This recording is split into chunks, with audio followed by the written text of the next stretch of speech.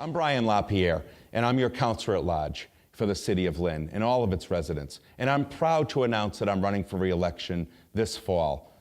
On September 12th is the primary, and I would appreciate one of your 4 votes. Again, in the final election on Tuesday, November 7th, I would be so grateful to earn one of your 4 votes. The citizens of Lynn were so kind to me in 2015 when I first ran for public office in the City of Lynn. And we want to continue that momentum, and we want to continue that progress. I want to tell you a little bit about myself and my family before getting into some of our accomplishments that we have done over the past 2 years. First of all, I'm a Lynn homeowner and a taxpayer and a resident all my life. I was born and raised in Lynn. My family lives in Lynn. I have my beautiful wife, Kelly, who's a teacher at the Pickering Middle School, along with our 2 sons, Owen, who is 10, and Dylan, who is 6, who both attend the Sisson Elementary School.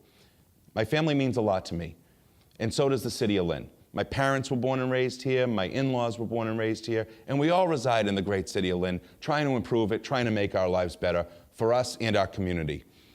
I went to school in Lynn at the Brickett Elementary School, the Easton Junior High School, now Thurgood Marshall, beautiful new building on Brookline Street, as well as a graduate of Lynn English High School, before heading over to Salem State College, where I earned a bachelor's degree, a master's degree, and my certificate of advanced graduate study in the area of education.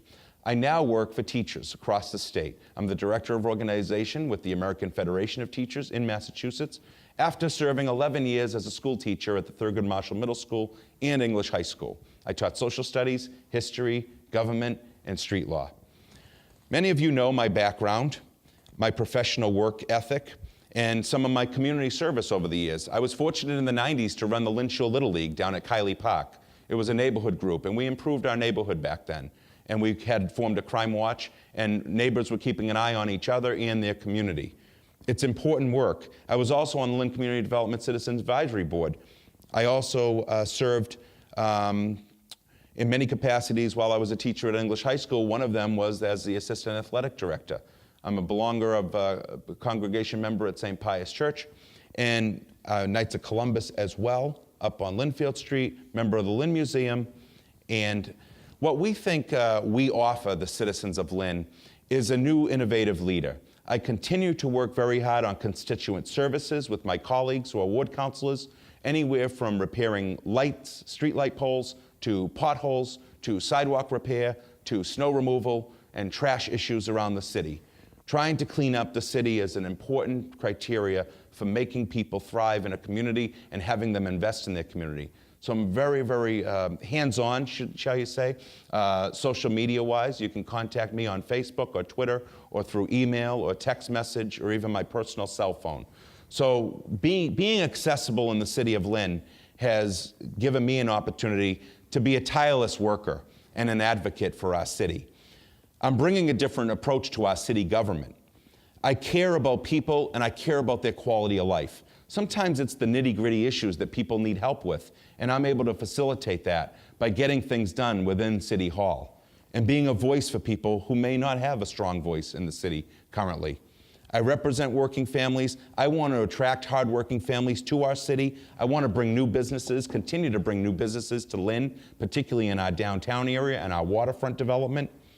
I also want to make sure that we have adequate public safety personnel, equipment in our DPW and our police and fire departments. They do yeoman's work, and we must continue to make sure that we provide them with the resources they need to keep our city safe and keep our city drug-free as possible. There's a huge opioid epidemic that's facing our city. It's a crisis, if you will, not just in Lynn, but throughout the North Shore and the Commonwealth as well.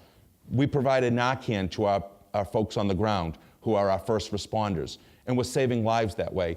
But again, we need to do more to combat that terrible, terrible epidemic that's facing our city. I'm going to continue to try and keep taxes affordable for the average homeowner without sacrificing much-needed services, public services, like the ones I've mentioned.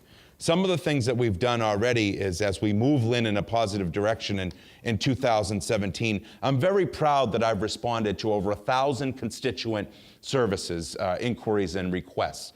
I've been out on the streets. I have not taken a day off since being elected over the last 2 years. I'm proud to be an outspoken advocate for you on the Lynn City Council. And I want to run through a laundry list of things that we have done over the course of my term in office.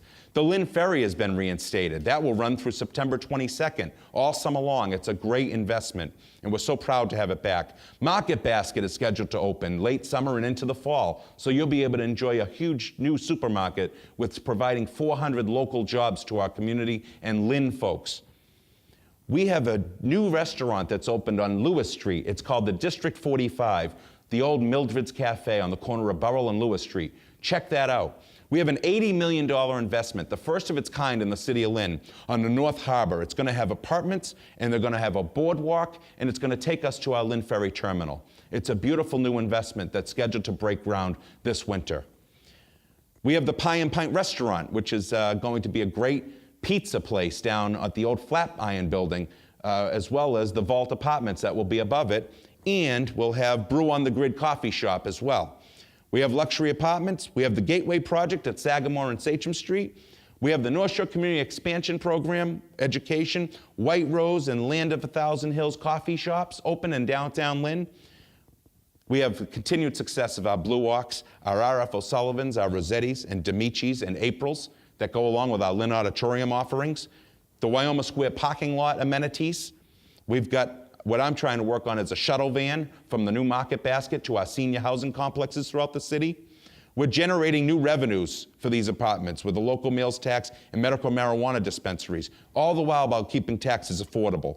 We've got a booming arts and cultural district that's anchored by the Lynn Auditorium, the Lynn Museum, Lynn Arts, Raw Arts, and the School of Hard Rock. Bentwater Brewery, food trucks, and Beyond Walls, to name a few more additions to the downtown. I respectfully ask for one of your 4 votes to re-elect me, Brian LaPierre, as your Lynn City Councilor at Large. Thank you, and please vote on Tuesday, September 12th in the municipal primary, and again in the final election on Tuesday, November 7th. Thanks, and have a great day.